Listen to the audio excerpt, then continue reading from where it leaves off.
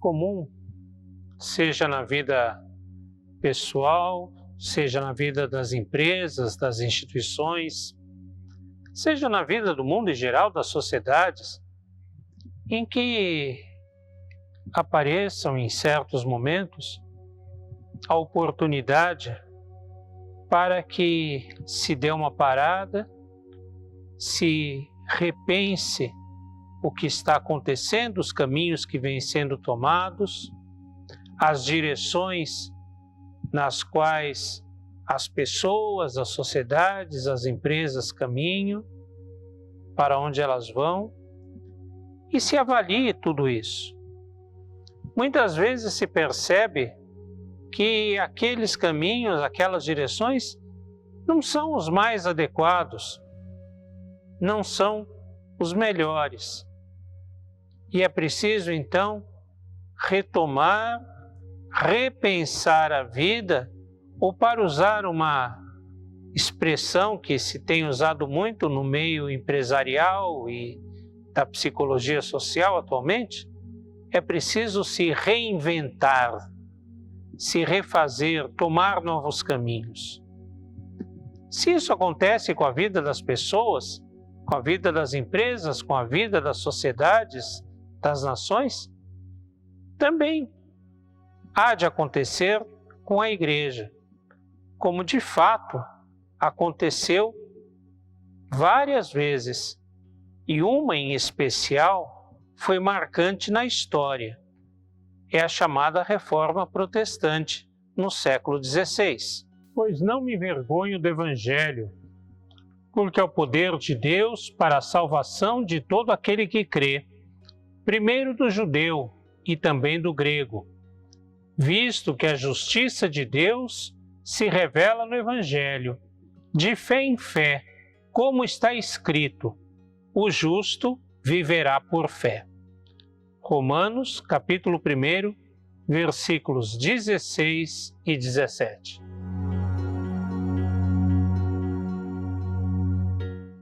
O fim do Império Romano havia dividido a Europa em nações muito fracas, muito instáveis. Na verdade, os reis, os líderes de cada país, não tinham domínio sobre toda a sua nação. O poder estava nos nobres e nos senhores de cada uma das casas, chamadas casas feudais. Cada nobre tinha lá a sua porção de terra, tinha os seus servos, tinha aqueles que trabalhavam para ele, e o feudo era quase que uma unidade independente, e que prestava lealdade ao rei, se bem entendesse, se estivesse com algum interesse. Por isso os reis eram muito fracos. É lógico que, assim dividido, em várias casas, em vários feudos, nenhum país era extremamente poderoso, nenhum país era muito poderoso. Alia-se a isso o fato de que a Europa sofre diversas invasões, seja de povos bárbaros, seja dos mouros e de outros povos. As casas, então, não eram fortes o suficiente para se defenderem sozinhas, para se estabelecerem sozinhas, e sentiam saudades até de um poder que fosse uma espécie de estabilizador, que provesse segurança, que provesse algum tipo de estabilidade ali naquela sociedade. O poder que emerge nessa situação é o da Igreja. A Igreja cristã, com sede em Roma, a chamada Igreja Católica Romana, mesmo depois da divisão entre Igreja Ocidental, com sede em Roma, e Igreja Oriental, com sede em Constantinopla, a Igreja Romana era a única instituição que permeava toda a Europa. e que exercia um poder muito grande sobre todos os feudos. Afinal, todos os senhores feudais, se confessavam como cristãos e deviam obediência aos bispos e ao Papa. Então a Igreja se torna extremamente poderosa. É ela quem coroa os reis, é ela quem legitima o poder de todos os nobres, de todas as pessoas. No entanto, com o passar do tempo, e vai chegando o final da Idade Média, século XV, século XIV, um pouco antes, começa-se a questionar esse poder, começa-se a questionar aquela sociedade.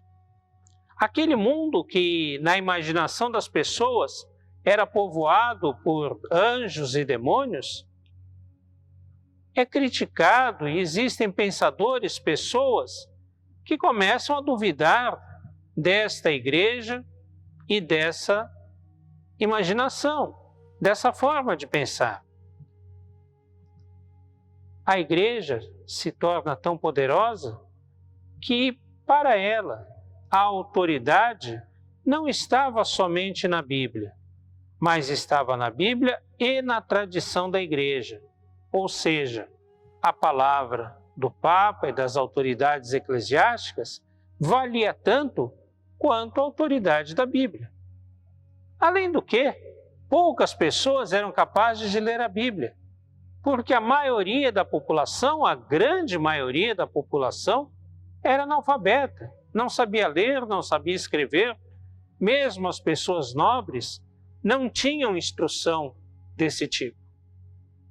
Então, pouquíssimas pessoas eram capazes de ler a Bíblia. Por isso, valia a tradição da igreja. E a tradição da igreja dizia que, para as pessoas serem salvas, além da fé, era preciso a prática de boas obras. E que boas obras eram essas?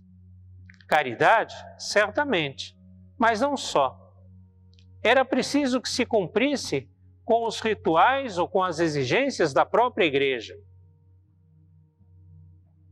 Serem batizadas, casarem na igreja, frequentarem as missas, participarem da Eucaristia. Ou seja, a salvação na mentalidade das pessoas, e segundo pregava a igreja, a salvação estava na vida da própria igreja, ou pertencer e estar filiado à própria igreja. Mas surgem pessoas que questionam isso. Só que o poder da igreja é tão grande que a sufoca. Podemos falar, por exemplo, de Giordano Bruno, podemos falar de outros que são precursores daquilo que se chama de reforma protestante. Mas o mundo começa a mudar. Chega ao final do século XV, século XIV, muitas coisas começam a serem transformadas. Lembremos que no final do século XV, um navegador chamado Cristóvão Colombo descobre segundo a perspectiva europeia, descobre a América. Para os europeus, a América não existia, ninguém sabia ali na Europa que existia um continente. E nesse continente existia gente, existia populações, povos, com suas culturas, com suas crenças, com suas práticas. Existia uma diversidade de coisas que as pessoas não conheciam, não sabiam delas na Europa. e começam então a questionar se são eles o centro do universo. A própria ciência. Surgem cientistas como Nicolau Copérnico, Galileu Galilei, que questionam a ideia que existia até então de que a Terra era plana, de que o ser humano era o centro do universo, de que o Sol e a Lua giravam em torno da Terra. A Lua, logicamente, continua girando, mas hoje sabemos que a Terra gira em torno do Sol e não o contrário. Todas essas coisas vão levar a um questionamento de muitas práticas, de muitas ideias da sociedade como um todo e até da própria Igreja.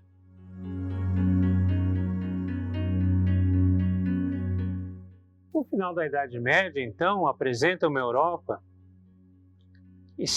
extremamente fragmentada entre diversos poderes feudais, uma Europa dominada pela Igreja e uma Igreja que pregava o seu poder, a sua riqueza e o seu medo.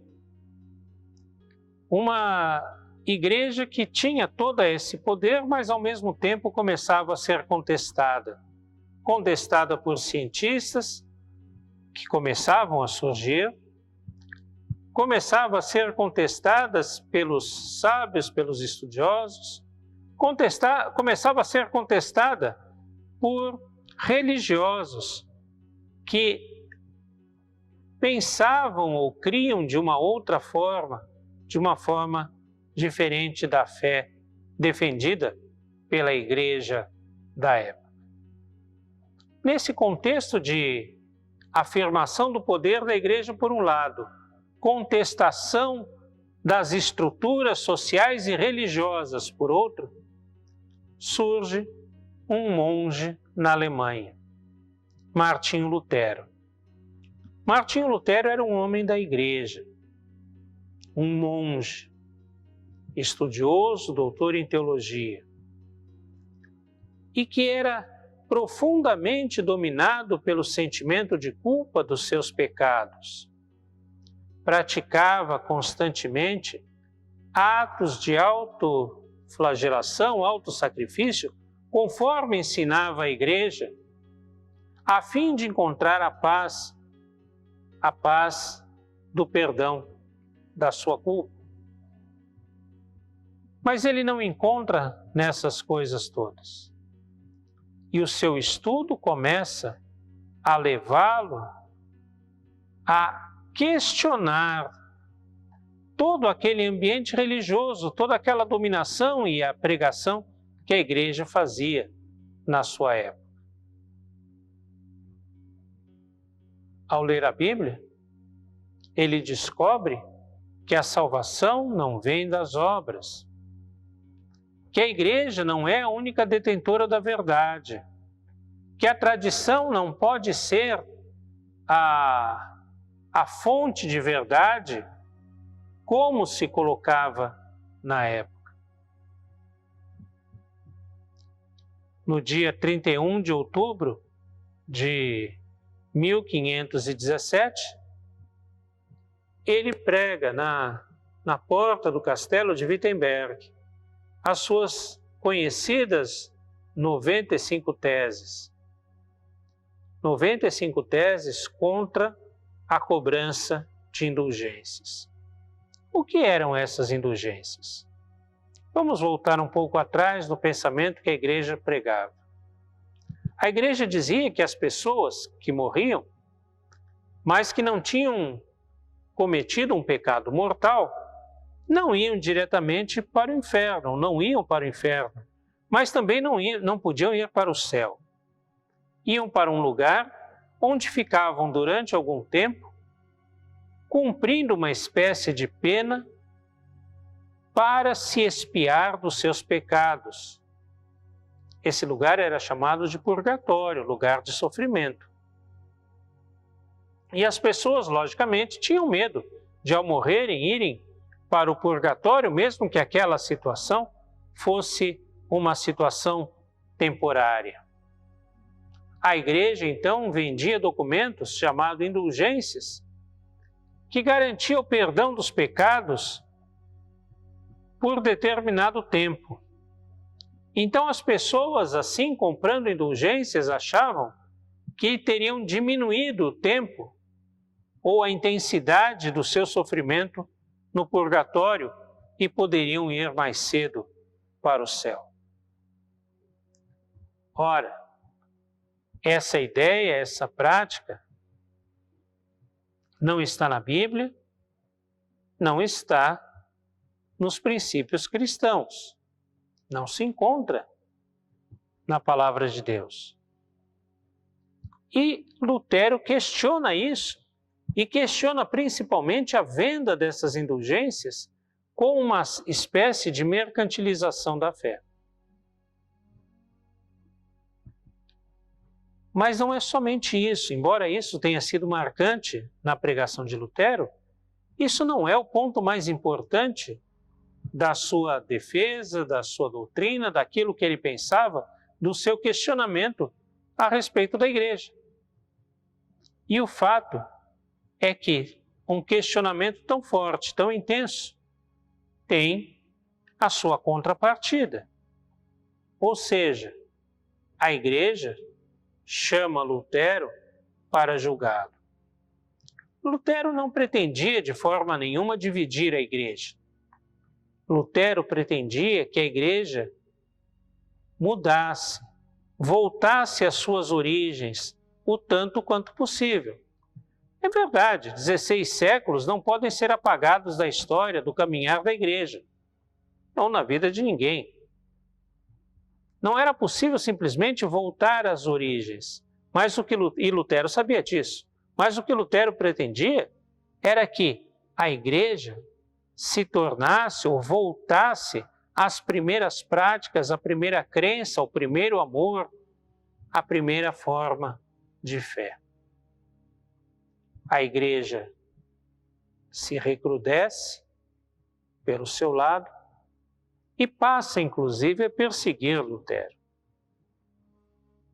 Lutero se vale da fragmentação política da época e consegue articular com príncipes da Alemanha uma forma de defesa e um acolhimento para o seu movimento. E então, Lutero, acolhido pelos príncipes alemães, é um dos que promove a unificação da Alemanha, a unificação da língua alemã e traduz para essa língua alemã unificada a Bíblia. Porque ele entendia que a Bíblia devia de estar o mais próximo possível das pessoas, para que as pessoas lessem, interpretassem e buscassem na Bíblia a orientação, a autoridade para suas vidas.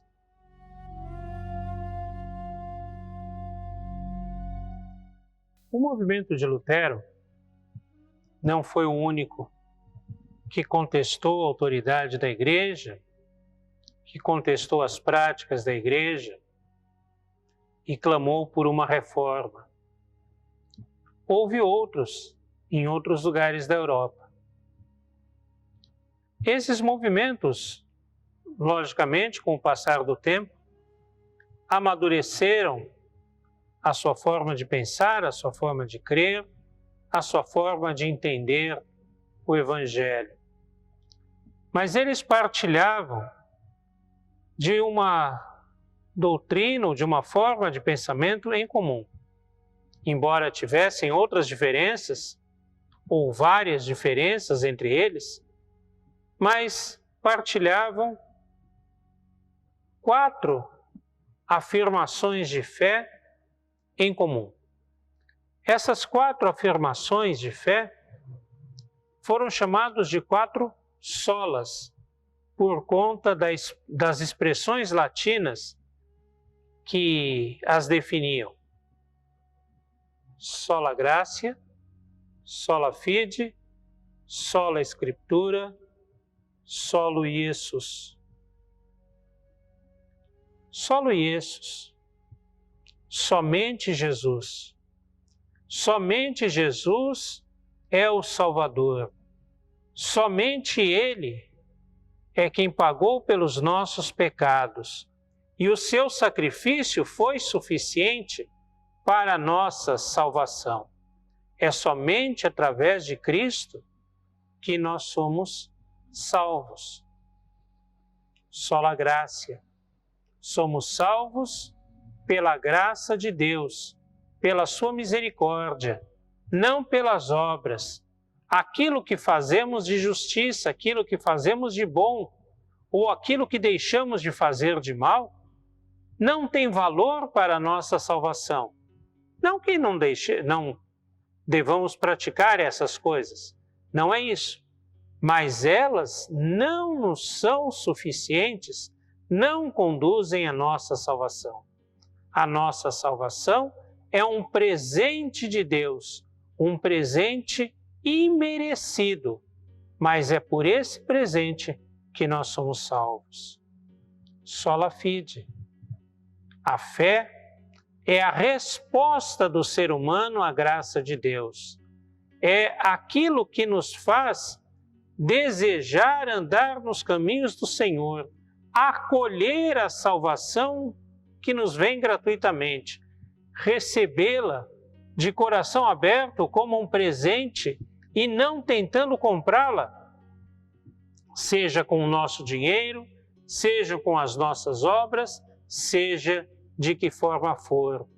Pela fé, nós entendemos que devemos andar nos caminhos do Senhor, não porque eles nos conduzem à salvação, mas justamente porque somos salvos, ou como consequência da nossa salvação, devemos andar nos seus caminhos. Sola Scriptura. A palavra de Deus é a Escritura Sagrada. O Antigo e Novo Testamento podem ser usados por Deus ou são usados por Deus para nos mostrar a sua vontade relativo à nossa salvação, à nossa comunhão, à nossa vida em Cristo. E ela é a única autoridade pela qual devemos pautar a nossa fé, devemos pautar a nossa vida. Somente Jesus Cristo, somente a graça, somente a fé, somente a Escritura. Os 4 solas, aquilo que são a base da doutrina de todos os movimentos da chamada Reforma Protestante.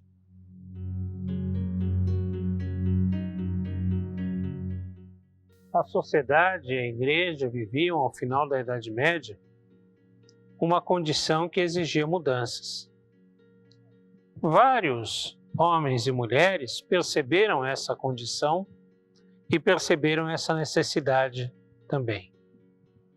Martinho Lutero não foi o primeiro, não foi o último, mas certamente foi um marco nessa história ao tomar uma atitude que desencadeou todo um movimento que produziu a reforma da Igreja. Por que ele fez isso? Fez por conta do seu testemunho, da sua experiência de fé.